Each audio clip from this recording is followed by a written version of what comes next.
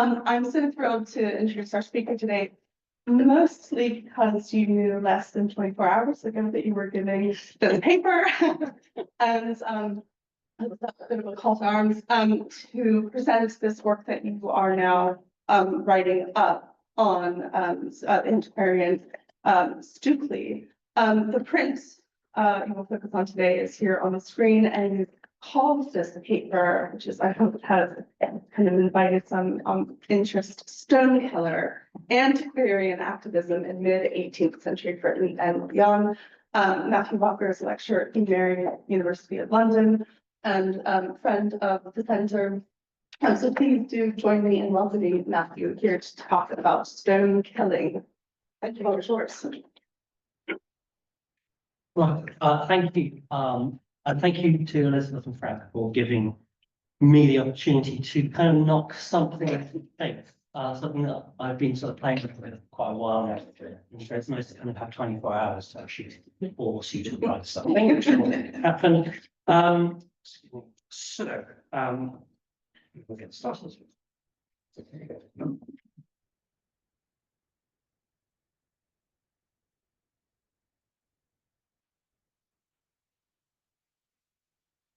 The written structure, known colloquially as Arthur's Owen or Arthur's Oven, located in the central lowland Scottish town of Stenhouse Muir, was by the 18th century the best preserved Romano-British ruin in existence. Likely built as a temple or a triumphal monument at the Tropæum in the 2nd century by legionaries stationed at the nearby Pantomime Wall, it was considered a substantial enough feature in the Middle Ages to have given the town its name. Arthur's Oven is the eponymous stone house in Stenhouse Muir, thus, as far as I know, the only piece of ancient architecture to be continually referenced in the classified football results. By the early modern period, it was the only ancient dome to have survived in Britain, as well as the only substantial built trace of Roman religious culture left in these islands, in possessing an actual interior space with its fabric largely undisturbed. It past the walls of the fortifications of York, Lincoln, London, and St Albans, as well as the statuary altar pharos in Dover. By the 18th century, the oven was a fixture of antiquarian writing in Britain. Camden had been the first to suggest that it was a Roman temple, and Robert Sibbald, writing in 1707, had been the first antiquarian to locate Arthur's Oven within a Romano-European context. The Scottish ruin, said Sibbald, was a British analogue of the Pantheon, no less. So Sibbald tells us it agrees with the Pantheon in this, that the roof, even this here, had no pillar to support it, and though it be a vault, it had no keystone or navel stone to bind it in the middle, but in place of that, a round hole in the middle, being open, as the Pantheon is top. If Sibbald's words here seem overly ambitious in that comparing of Arthur's Oven to the greatest of all surviving Roman dome temples, it fits within a pattern of British antiquarianism in this period, wherein writers were keen to equate British monuments, such as the walls of York or various Roman antiquities found underneath London, to their more famous and more substantial counterparts in southern Europe. As I've argued elsewhere, this locating of fairly unimpressive, Arthur's alongside, Romano-British ruins within a broader Roman imperial context was part of a deliberate strategy by British antiquarians to compete on intellectual terms with European writers on the subject. This was certainly the intention of the next major author to address the subject of Arthur's Oven, the celebrated English antiquarian and very much the protagonist of this paper, William Stonekiller, seen here in Roman cosplay. Stonekiller never visited Arthur's Oven in person, as a circumstance that he would later come to deeply regret, but based on fellow antiquarians' accounts of it, he wrote a detailed analysis of the monument in this 1720 publication. In it, he provided a measured survey of the building, carried out by someone else, but also analysed its architecture in depth. In doing so, he ceaselessly contextualised the ruin within the landscape of Roman imperial architecture as a whole. So Stonekiller began by comparing the structural techniques apparently used in the Scottish ruin to those found in some of continental Europe's most celebrated surviving monuments of antiquity. For example, the holes in the upper part of the fabric resembled those in the Colosseum. Stukely tells us. So these holes, at least some of them towards the upper courses, might not likewise be made for letting in crowns of metal. This way of camping had been practiced by the Romans. The Colosseum, in that particular, now showing its gigantic bulk amongst the proud ruins of Rome, has in every such stone made of brass. The use of mortarless masonry joints was the same as that found in the Pont de Garde.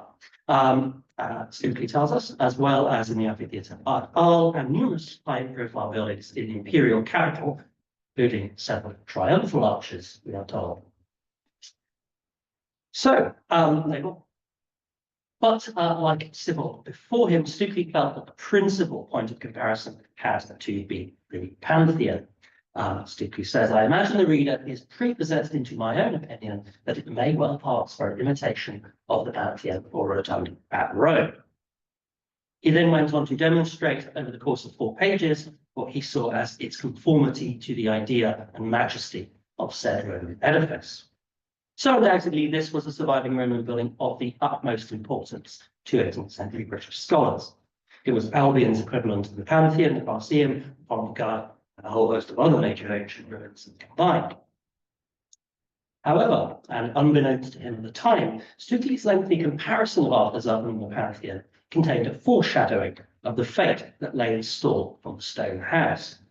Noting that the Scottish building once had an iron rim around its upper aperture and an iron door on its principal entrance, Stukely recorded that there was within memory an iron curve at the top, as in the Pantheon at Rome and a grate, likewise an iron door, which I am informed were taken away by the ancestors of a neighbouring family.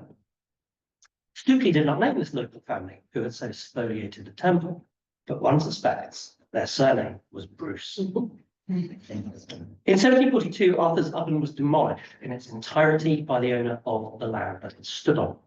The demolisher was Sir Michael Bruce, 6th Baronet, who is very much the antagonist to Stukely's protagonist of this paper. Bruce destroyed the most substantial surviving ancient ruin in Britain in order to use its stones in the construction of a mill dam on his estate, a dam that subsequently collapsed in a storm, rendering the demolition not only wanton, but needless.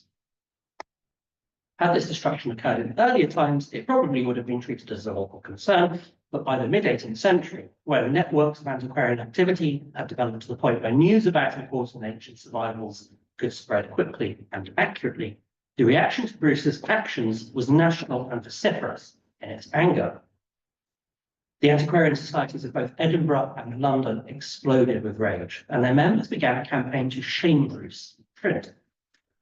Stukely became the leader of this effort, and in doing so, he masterminded what is probably the first organised and concerted example of building conservation activism in Britain. This episode has received only the most cursory treatment by historians, and it has not been considered within the broader context of the history of building conservation in Britain, nor within the narrative of British engagement with the built fabric of classical antiquity.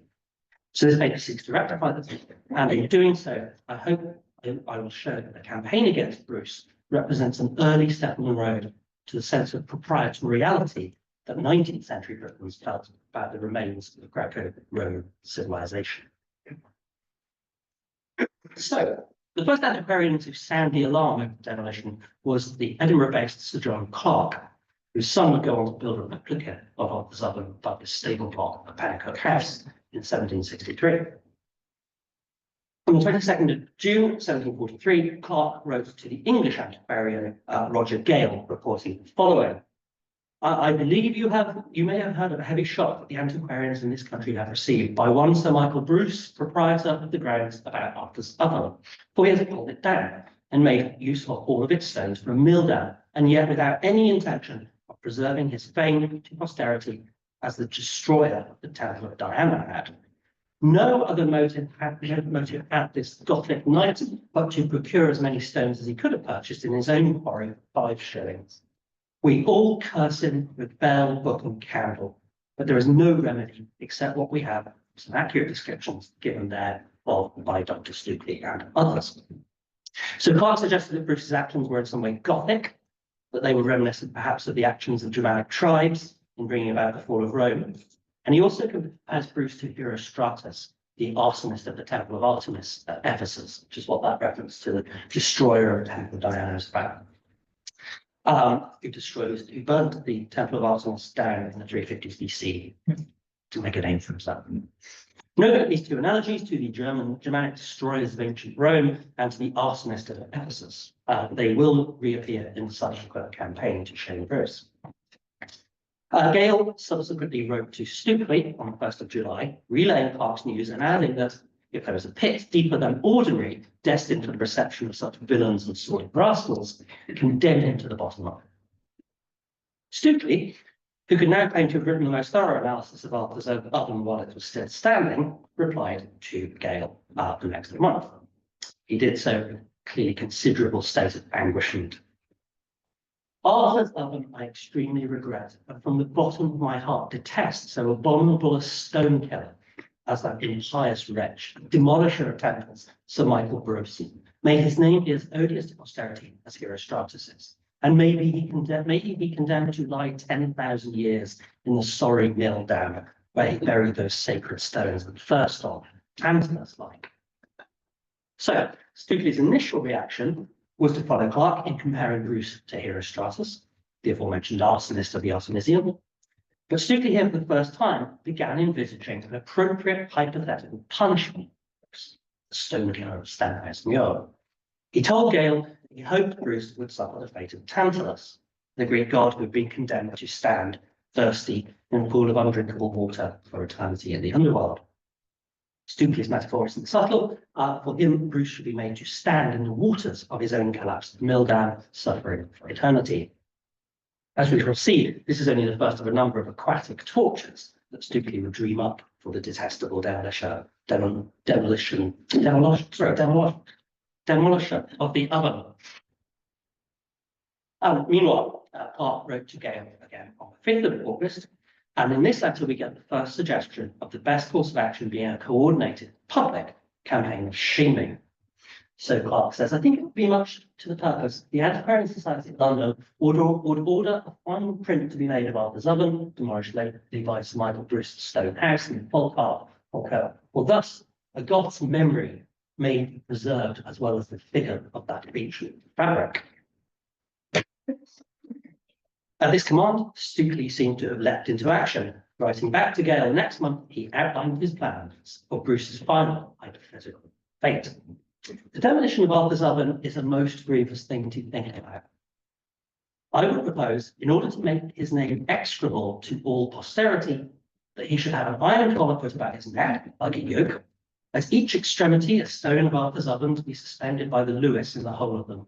Thus accoutred, let him wander on the banks of the Styx, perpetually agitated by angry demons with ox goads. Sir Michael Bruce wrote on his back in large letters of burning phosphorus. So the pool of Tantalus has now turned into the river Styx itself, and an elaborate torture has been drawn up. As we shall see, Stonekiller was about to illustrate this infernal scene in graphic and faithful detail, but before I turn to that image, I just want to point out one small detail in this description. For it concerns something specific to Arthur's oven that Stonekiller had been fascinated by back in the 1720s. Note that the stones of the temple were to be suspended around Bruce's neck by a collar, which was then attached to the stones by a Lewis. A Lewis is an iron device used to lift stones, and as Stonekiller noted in his original 1720 account of the temple, the stones used to build Arthur's oven had holes in the top of them, which seemed to correspond to the possible use of a Lewis by its ancient builders. As Stonekiller noted, in the middle of every one stone is a hole, narrow at top, broader and deeper, made for the iron of the Lewis, by which they were drawn up and let down in their several places with ropes and pillars. This is an engine of very ingenious contrivance, used by our architects to this day, whereby two wedges let into a cavity cut into the stone are so kept asunder by an intermediate square bolt and fastened by a cross pin running through all three, and that the stone, though of what weight soever, may be lifted up by it and fixed in its seat by discharging the pin. The iron is as easily taken out again. For the satisfaction of the curious, I have drawn it out in a vacant place of the map. Stukely had indeed, and this is the map of the area around Stenhouse Muir that Stukely illustrates in his 1720 publication, and he included in the top corner an illustration of Lewis. So his plan, in his letter to Gale 20 years later, was to use the constructional methods deployed by the Roman builders of Southern to punish its 18th century dam building nemesis. We shall return to the Lewis and its use as an instrument of torture shortly. But it's time to introduce that extraordinary image that Stukely then produces. Stukely was a habitual image and printmaker, so it only seems natural that he then drew and engraved this extraordinary illustration of what he felt Bruce deserved for his actions. As numerous copies of this print exist, including one in our own modest collection, it seems to have been printed in a substantial number and distributed widely. It's a pretty common print, this. Before I start, though, if anyone starts to become concerned during what follows that I'm reading too much into this image, I suggest to you that you go and read some Stukely. Even by the standards of 18th century antiquarians, he was not a man who wore his erudition lightly. As this image was intended to be circulated amongst a similarly erudite audience, I'm confident that I am approaching it in an entirely appropriate iconological fashion. I'm going to mine this, I mean, because it's full of it. So, in the image, Bruce is shown naked with the capstones of the temple hung from his neck as an iron, in an iron collar, with Lewis slits attached to the stones, as Stukely had already described in the letter to Gale. The demolisher walks through his now flooded and burdened estate, pursued by the winged devil, who stabbed repeatedly at his rear. Stukely had once again described in his letter. The demon utters Arthur's oven in a speech scroll. But Bruce is the badge of his office denoting his baronetcy, the Red Hand of Ulster. As Ian Gordon Brown, the only author before me to discuss this subject, pointed out in a short piece in 1974, this seems likely to have been a visual pun on Bruce being caught red-handed in the demolition of the temple. Above the scene, Bruce's name is rendered in black letter script, which contrasts with the rest of the annotations, which are in italic. The implication being typographically, Bruce was a Goth, a Germanic tribesman ready to bring an end to classical antiquity. Stukely, the author of the illustration, here in italics, was a Roman. Stukely's rendering of Bruce's name in Gothic lettering also corresponds with the depiction of his house in the background. Here, Stukely shows Stenhouse Castle not as it was a baronial powerhouse with 17th century classical details, but rather as a single-story crenellated fort, basic defensive structure. Here again, Bruce is cast architecturally as a late antique Goth, a warlike barbarian. But there's an important caveat here. Unlike Clark, Stukely never used the word Goth or Gothic to describe Bruce. At no point does he repeat Clark's slur of Bruce as being Gothic knight. This is for the reason that Stukely associated the word Gothic with what we now associate it with, the sophisticated later medieval architectural style, rather than having any associations with the barbarians of late antiquity. Stukely was an ardent admirer of Gothic architecture and had earlier lamented the removal of stained glass from late medieval buildings. By contrast, Clark was different. He had little time for medieval architecture and had actually criticised the Society of Antiquaries studying and preserving Gothic arts and architecture in Britain at the expense of, as he saw it, the country's vastly superior Roman legacy. So Bruce's castle in this image is neither classical nor Gothic. It is purely warlike and barbarian, I think. Returning to the print and its allegorical content. Though it is principally made up of classical iconography, the specific punishment meted out on Bruce here is a biblical one. The capstones that he bears on his shoulders refer to a sermon given by Jesus, as told in Matthew 18:6, Mark 9:42, Luke 17:2, from whence the expression of having millstones tied around one's neck comes from. In the original sermon, though, the millstone was not a metaphor for a burdensome problem, but a punishment for sin. And I quote naturally enough, in the Gospel according to Matthew. But whosoever shall offend one of these little ones which believe in me, it were better for him that a millstone be hanged around his neck, and that he were drowned in the depth of the sea. In the image, Stukely turns the millstone into the remains of the temple, the stones which also, as we will see, represent the offended little ones Jesus' sermons, and he hangs them from Bruce's neck in the manner described by the evangelist. Indeed, the fact that the devil drives Bruce towards the water suggests that his ultimate fate, like Jesus' sinner, was to be drowned in, once again, the floodwaters of his estate. To continue, if one relates this image with Stukely's letter to Gale, when he first described the intended torture of Bruce, it is possible to tease out another reference to scripture. Devil's implement in the print is, according to Stukely, an ox goad, a device used to drive cattle. The ox goad appears a couple of times in the Old Testament, and when it does, it invariably carries meaning that seems to apply to Bruce's torture. So in Judges 3:31, we are told that Shamgar slew 600 Philistines, no less, with a single ox goad. And in Ecclesiastes 12:11, the author, purported to be Solomon himself, uses the ox goad alongside an architectural reference as a metaphor for wisdom. The words of the wise are as ox goads and nails fastened by the master themselves. Returning to the text. And following Stukely's black letter name comes his epithet in italics, Stonekiller. This was a phrase that Stukely had used before, firstly to describe a farmer who had damaged stones at Avery, and then to Bruce himself in his letter to Gale. He evidently liked it. But I believe in using it to shame Bruce, it denoted more than just an imaginative descriptor for a vandal. The clue to what Stukely might have really meant by it lies in the inscription below the image.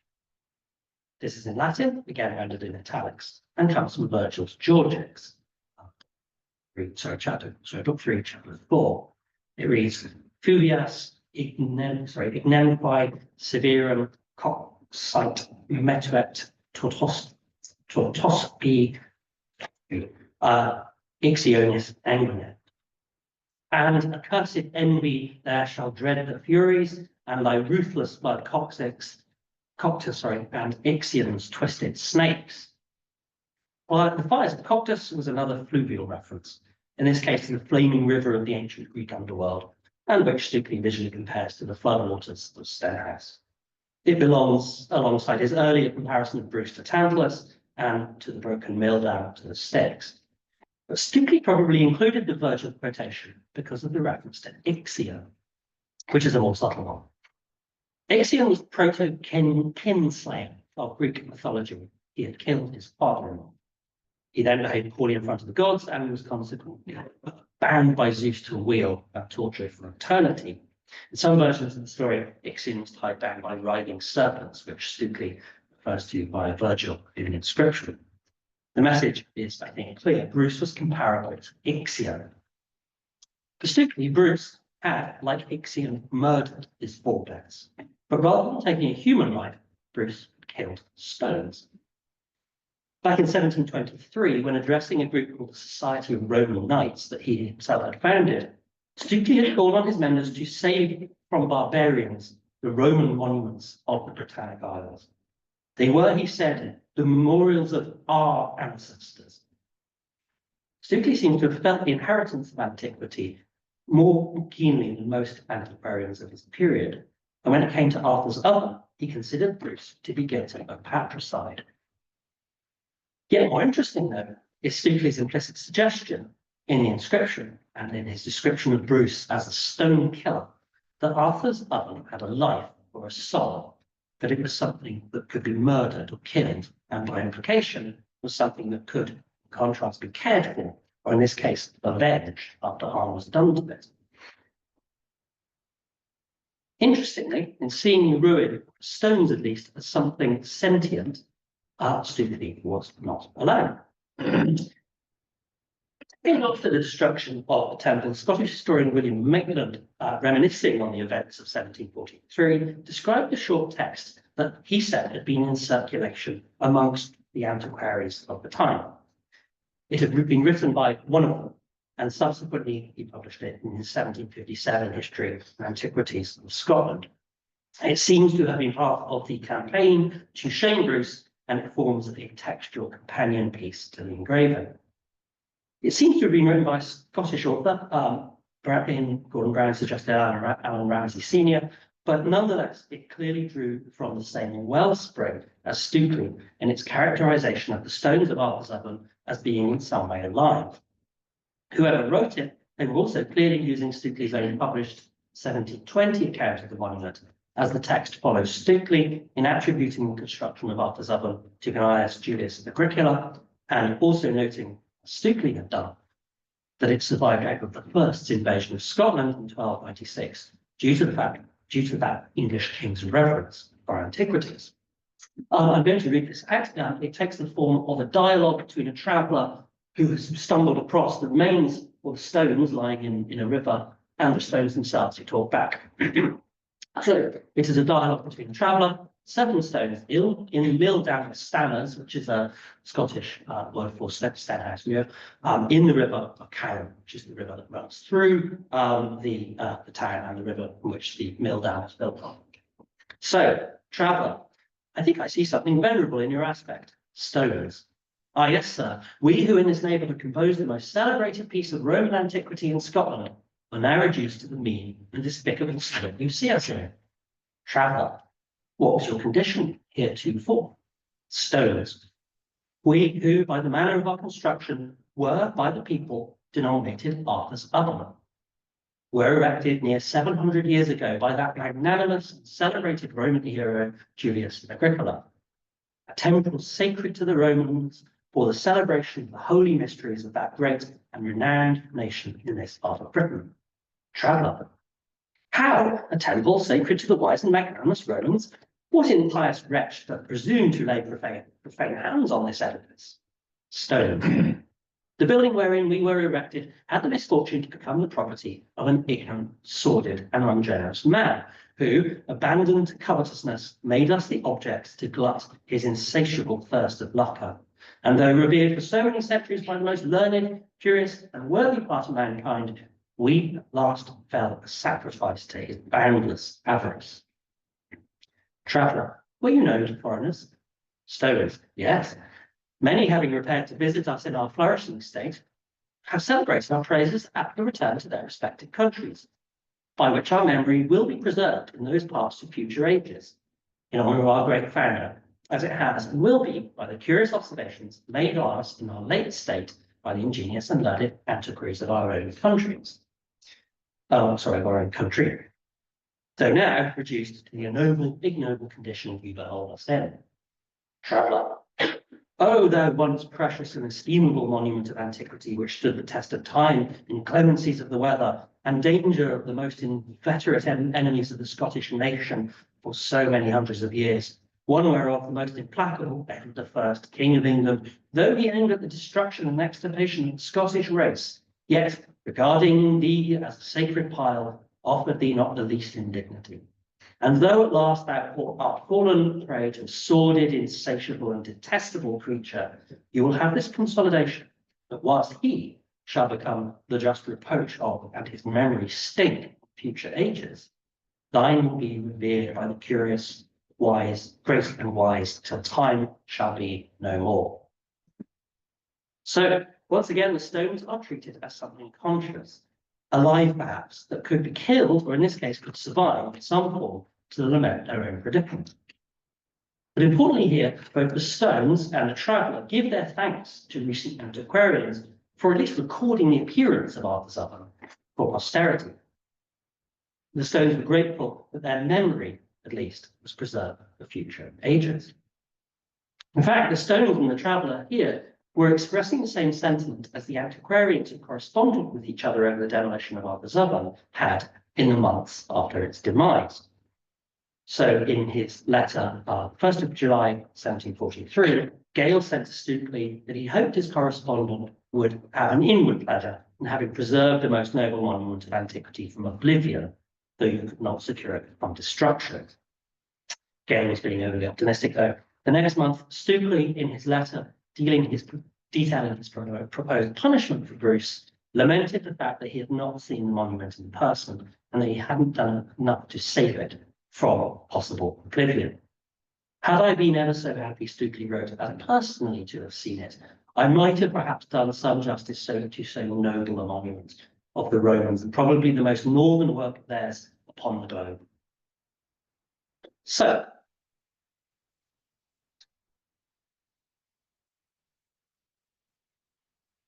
the sense of ancient monuments being vulnerable things, the destruction of which was tantamount to kinslaying or maiming, seems to have been present in the antiquarian mindset of mid-18th century Britain. Indeed, the built legacy of antiquity was increasingly seen as something in need of protection, or at the very least, something that needed to be recorded and measured and illustrated before it was too late. So in the final section of this paper, I want to argue that in the 1740s, the decade that Arthur's Oven was demolished, the 1740s was a particularly important one in the development of a protectional, perhaps paternalistic attitude on behalf of British scholars to the built legacy of antiquity.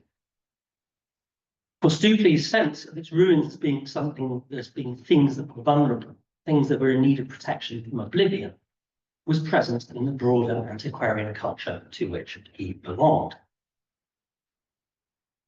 So just as Stonekiller had sought to contextualize and make important in a European context Arthur's Oven, I now want to argue that this moment of antiquarian activism in describing is actually a symptom of something much, much bigger. In 1741, Stonekiller was present at the founding in London of the Egyptian Society. Much like Stonekiller's own Society of Antiquaries and Society of Dilettanti, this was intended to promote the study of, more importantly, the recording of antiquities, in this case, those of ancient Egypt. The four men who created this society alongside Stonekiller were friends of his, and they had all recently returned from traveling in the Eastern Mediterranean. They were Frederick Ludwig Norden, a Danish illustrator, quite famous image that he produces of the Sphinx, alongside three Englishmen, John Montague, fourth Earl of Sandwich, Charles Perry, and Richard Pocock. In their writings, these three close associates of Stonekiller had observed time and time again that the built legacy of antiquity was most under threat in Greece, North Africa, and the Middle East, where they had just returned from. And I'm now going to give you just a handful of the numerous, like ceaseless references in travel literature in this period in the 1730s and 40s to how vulnerable and under threat the monuments of ancient Greece, Turkey, of Egypt were. So here is the Sandwich, and these are completely typical. I basically pulled these out random. I could have gone anywhere in these books. It's full of them. So Kos, the island of Kos in the Aegean, Sandwich tells us there is good reason to think that this island in former times abounded with superb and stately edifices. For besides great quantities of the same, which had been carried on formerly, we were assured that the Captain Bashar, which is the Ottoman chief admiral, Captain Bashar, has carried off no less than 300 marble pillars with his galleys in the 2 years last past. On Patras and Greek mainland, Sandwich says, in ancient times, a seat and theatre of great works of magnificent edifices, amongst which were several pagan temples. Witness Spon and other modern authors. Spon is a late 17th century traveller who visited Patras and reported that there were temples there. But, says Sandwich, not to mention the Testament, but now, says Sandwich, all of those things are destroyed and their vestiges utterly obliterated and effaced. Stonekiller's other friend Perry likewise tells us that the situation on the ground in the Eastern Mediterranean is grim. So the pyramids themselves, Perry says, their present ruinous condition has been occasioned by the avarice of some of the sovereigns of Egypt who, expecting to find treasures enclosed in the bowels of these immense fabrics, were obliged, before they could discover the entrance, to break away great parts of the superficies, the stones of which, found of very good quality, and were employed by them in their public buildings. In Athens, he laments the library of Hadrian, there are a great number of columns now wanting, which probably upon account of the marble have been destroyed and the fragments made use of in other buildings. Constant concern that the buildings are being spoliated and their columns and their marble are being reused in construction of one building. And Eleusis, Perry says the Turks, who have superstition and not suffering any imitation of the work of God, have industriously spoiled the face of it. And finally, Pocock, the fourth member of the Egyptian society, tells us, and he's down the Nile in Achaeum, these stones and some others of the temple near are so large that they cannot move them, nor do they use stones in the building, but they break in pieces of these fine morsels of antiquity adorned with hieroglyphics and make line mortar. The Parthenon itself, Pocock tells a story that probably will know that all the authors of this period tell us that before the 1680s, the temple was attacked, but it was miserably shattered in the late Venetian wars, with the powder being kept in it. A bomb of the Venetians happened to fall in by the hole, which was in the middle of the arch, which blew up the temple. So, a sort of litany of vandalism, of explosions, of spolia, etc., etc. And these texts are absolutely full. So there was this climate of fear then that the ancient ruins of the Eastern Mediterranean were deeply precarious, that led to what is probably the most famous rescue issue of them all. And I'm sort of really focusing on the 1740s and 50s here because I think it's so important. Because of course in 1751, London antiquarians would dispatch two of their members to go and record monuments. So in Stewart and Revel's proposals for their Antiquities and Methods project, they appealed to subscribers to help them record the monuments of Greece in order to preserve and protect them. And the language they used in their proposal is, I think, remarkably similar to that Stonekiller had used when lamenting the demise of Arthur's Other a few years earlier. So Stewart and Revel tell us, unless exact drawings from them be speedily made, all her beauteous fabrics, her temples, her palaces will drop into oblivion. And posterity will have to reproach us that we have not left them a tolerable idea of what is so excellent and so much deserves our attention, as I think Stonekiller had hoped to do. The reason indeed of this neglect is obvious. Greece, since the revival of the arts, has been in the possession of barbarians. And artificers capable of such work have been able to gratify their passion, fame or profit without risking themselves among such professed enemies of the arts as the Turks still are, and whose ignorance and jealousy makes an undertaking of this sort still somewhat dangerous. For Stewart and Revel, the threat of the ire of future generations, posterity, led them to record the ruins of Greece. They were driven by a desire to ensure that the antiquities of Athens were at least recorded and saved from oblivion before the barbarians could finish them off. Stewart and Revel's project here draws from the same wellspring as Stonekiller's attempt to preserve the memory of Arthur's Oven and Seamus Demolisher.